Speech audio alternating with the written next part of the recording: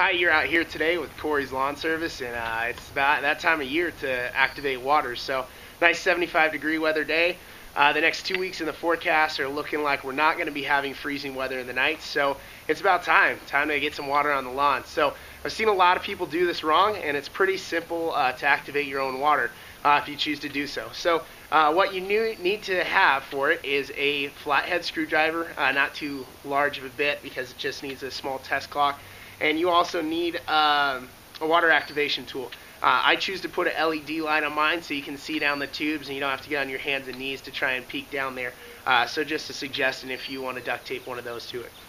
So what we're going to start off with actually is with, we got a Wilkens Back Pressure Valve system here.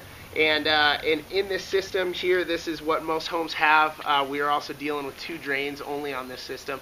And with dealing with the 2 drains on the system, we have 1 activation point, but what we want to start with is at the Wilkens back pressure valve. So what we want to do here actually is in the winter, these should be all set where these are at 45-degree angles from the winter, and also where these test clocks would be parallel and they would be open. So if the test clocks are parallel and open, it allows air in the winter, so that this system doesn't get pressurized. So what we're going to want to do though is we want to turn these test clocks off, or turn them so that they're perpendicular to the ground. This will close the valve. It'll make it so that no more air is coming in and water won't shoot out. The next thing we want to do is turn these valves to parallel. This opens up the system, opens up the valve. So now it's closed off from the outside. Everything's opened up and it's ready to be turned on. The next thing you want to do is go to your drain valves. So we've got one right here that's by the system. So first thing we're going to want to do, and just like with the screwdriver, with the valves, it's going to be righty-tighty, as in righty, it's going to close the valve, tighten it up, and lefty-loosey. So left will open up the valve and allow water to come through. So with the drain, we obviously want to go right in the system and close this up. You just don't want to over tighten, just a nice little snug fit. Over tighten, it can get jammed and that's not what you want to deal with. Next, over by the street, we're going to go, there's one more drain valve and the activation valve, and we'll get that going. So now we're over here at our last 2 valves. We've got one more drain valve and then the activation valve.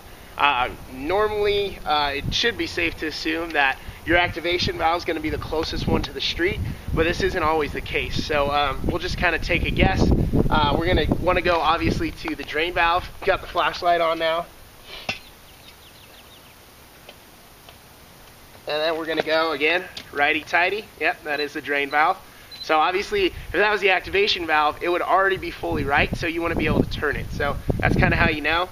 Just a nice little twist there. And we're going to turn this puppy on. So this last one is going to be the lefty-loosey. So that'll open up the valve, and you should actually probably be able to hear it. Yep, water's flowing all the way through. It's gone all the way to the Wilkens valve over there. Nothing's leaking over there, and so it's looking like we're good to go on the system. No cracks, no damage. So hopefully that's the case for you. Hopefully this video is helpful for you, and thanks for coming out with us today.